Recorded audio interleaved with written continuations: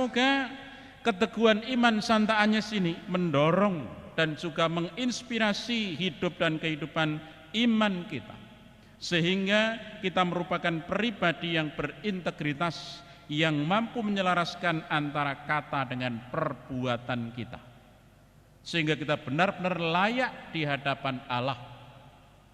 Dengan demikian kita juga layak menjadi pribadi-pribadi yang diselamatkan.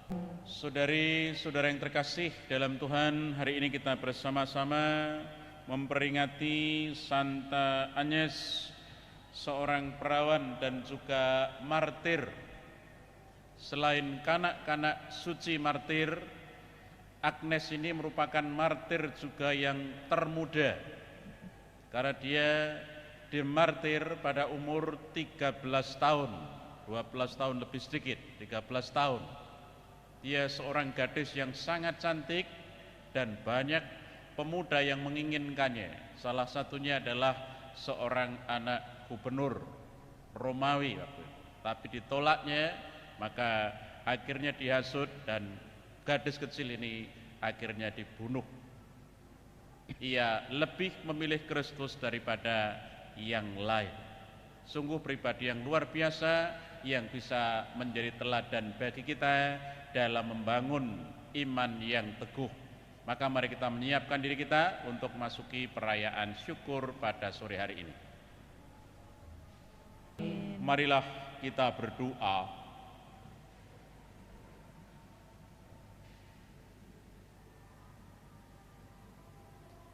Allah Bapa yang Maha Kuasa dan Kekal, Engkau memilih yang lemah dalam pandangan dunia untuk mempermalukan yang kuat.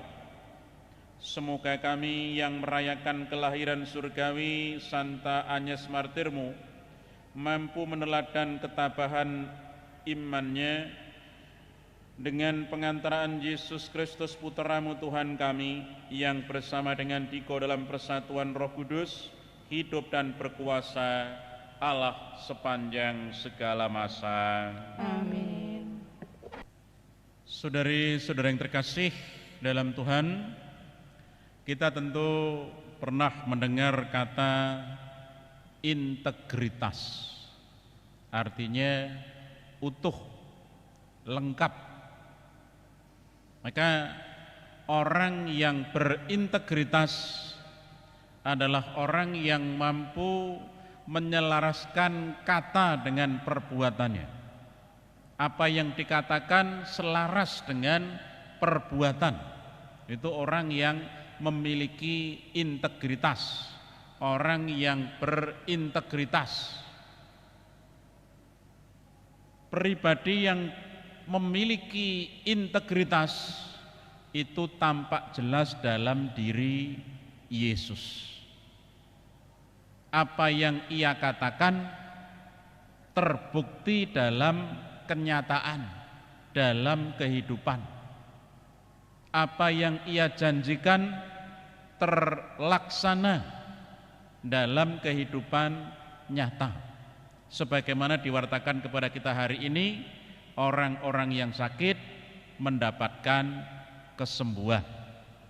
Di beberapa warta yang lalu, orang yang lapar mendapatkan makanan. Jadi apa yang dikatakan itu sungguh terjadi dalam kehidupan real, dalam kehidupan nyata. Dia bukan hanya pandai berjanji, tetapi juga pandai untuk memberikan bukti. Itulah sekali lagi yang disebut dengan integritas. Dan sungguh sangat menarik, karena Yesus adalah pribadi yang berintegritas. Maka penulis surat kepada orang Ibrani menyebutnya sangat bagus. Yesus sanggup menyelamatkan dengan sempurna. Dialah imam agung yang kita perlukan, yang saleh, tanpa salah, tanpa dosa, dan ditinggikan mengatasi segala langit.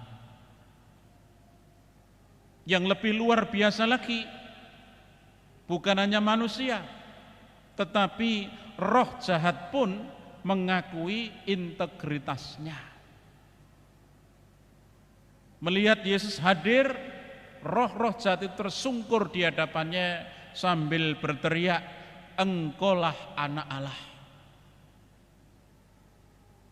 Tetapi anehnya, Yesus melarang mereka yang katakanlah mengatakan, menyampaikan, menyerukan identitasnya, siapa Yesus itu. Mengapa Yesus melarang mereka? Karena Yesus adalah Anak Allah. Tetapi ketika roh-roh jahat menyerukan engkau adalah Anak Allah, Yesus melarangnya. Alasan Tuhan Yesus melarang roh-roh jahat itu menyampaikan, mewartakan identitasnya, karena selama hidupnya Yesus tidak pernah menggunakan istilah Anak Allah. Tidak pernah. Cari dalam kitab suci. Yesus tidak pernah mengatakan dirinya adalah Anak Allah. Tidak ada. Kalau kita bolak-balik kitab suci, Yesus tidak pernah menyatakan dirinya sebagai Anak Allah. Nah, sebaliknya dia mengatakan dirinya, menyebut dirinya sebagai Anak Manusia. Ada 85 kali dia mengatakan dalam Perjanjian Baru, dia mengatakan sebagai Anak Manusia. Jadi bukan Anak Allah. Dia tidak pernah menyatakan dirinya sebagai Anak Allah, tapi menyatakan dirinya sebagai Anak Manusia. Yang kedua, identitas Yesus tidak pernah disampaikan dengan cara demonstrasi. Orang mengetahui identitas Yesus bukan ketika dia melakukan mukjizat. Dan orang yang mendapatkan mukjizat dari Yesus tidak pernah menyatakan bahwa dia Anak Allah, tidak pernah. Maka identitasnya tidak pernah dilakukan, dinyatakan dalam demonstrasi. Tapi identitas Yesus justru dinyatakan ketika dia tergantung di salib.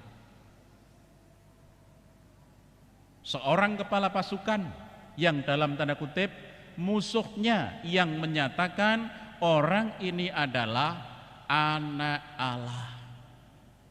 Jadi identitas Yesus justru diserukan ketika dia tergantung di salib.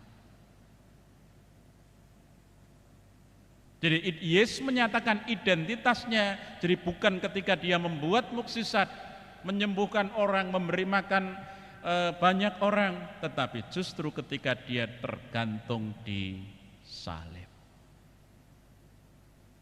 Sungguh luar biasa. Dan yang menyatakan dalam tanda kutip adalah musuhnya. Maka dari warta yang disampaikan kepada kita hari ini, kiranya kita bisa mengambil beberapa pesan untuk kita renungkan lebih lanjut. Yang pertama, Yesus adalah pribadi yang sadar dan paham bahwa teriakan atau seruan roh-roh jahat, engkaulah Anak Allah, adalah sebuah muslihat, adalah sebuah jebakan. Dia sadar benar itu. Karena orang itu kalau dipuji-puji itu pasti lengah, dan Yesus tidak lengah di sana. Dia sadar benar bahwa teriakan engkaulah Anak Allah, dan ketika roh-roh jahat itu tersungkur di hadapannya, itu adalah muslihat. Itu adalah jebakan, dan Yesus tidak terjebak di sana. Maka dia melarang roh-roh jahat itu menyatakan identitasnya. Dia tidak mau berkompromi dengan kekuatan jahat. Maka pesan yang bisa kita ambil bahwa kita harus berhati-hati dalam hidup dan kehidupan ini. Kita harus waspada, sebab kekuatan jahat itu tidak pernah mati. Kekuatan jahat itu tetap hidup, tetap menggoda manusia, dan caranya tidak menakutkan, tetapi justru sangat menarik. Kita ambil contoh saja, di era digital, di era yang modern ini, integritas seseorang itu seringkali diletakkan pada like, dislike. Jadi ketika dia membuat sesuatu, lalu orang memberikan like itu, wah ketika like-nya banyak dia bangga sekali. Padahal like dislike itu tidak mengatakan apa-apa tentang integritas seseorang. Tapi orang seringkali terjebak di situ. Orang bangga sekali ketika like-nya banyak. Sudah puas di situ. Kalau tidak hati-hati, itu sebetulnya sebuah jebakan kekuatan jahat. Orang puas di situ, padahal juga tidak bermutu sama sekali. Maka kita harus berhati-hati. Yang kedua, Santa Agnes yang kita peringati hari ini adalah pribadi yang berintegritas. Hidupnya dibaktikan hanya kepada Allah. Jika dia mau saat itu menerima tawaran untuk menjadi seorang istri putra gubernur, maka dia akan mendapatkan kedudukan, dia akan mendapatkan harta yang banyak. Tetapi semuanya ditolaknya. Dia mengatakan bahwa satu-satunya mempelai adalah Kristus dan bukan yang lain. Tapi karena jawabannya itu mengantar kepada kematiannya, mengantar kepada kemartirannya. Seorang gadis kecil yang baru berumur 13 tahun tetapi mampu mempertahankan imannya. Sungguh pribadi yang luar biasa, yang layak untuk menjadi teladan, yang layak untuk menjadi inspirasi bagi kita dalam membangun iman kepercayaan kita. Kalau disimpulkan, lebih baik mati daripada murtad. Ini sungguh luar biasa.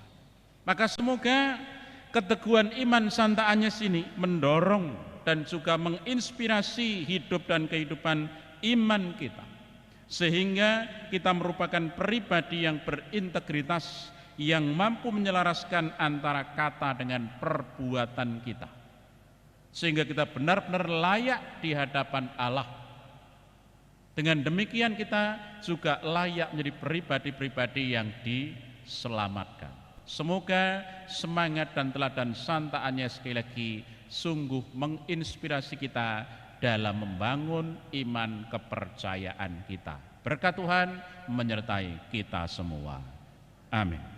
Kematian maupun kehidupan dan makhluk manapun takkan mampu memisahkan kita dari cinta kasih Kristus. Marilah kita berdoa.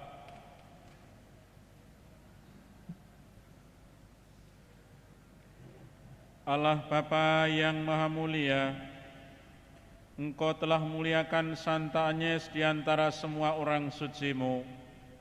Ia Kau mahkotai karena jaya sebagai perawan dan martir. Semoga berkat kekuatan sakramen yang kami terima hari ini, kami dapat mengatasi segala kejahatan dan memperoleh kemuliaan surgawi dengan pengantaraan Kristus Tuhan kami.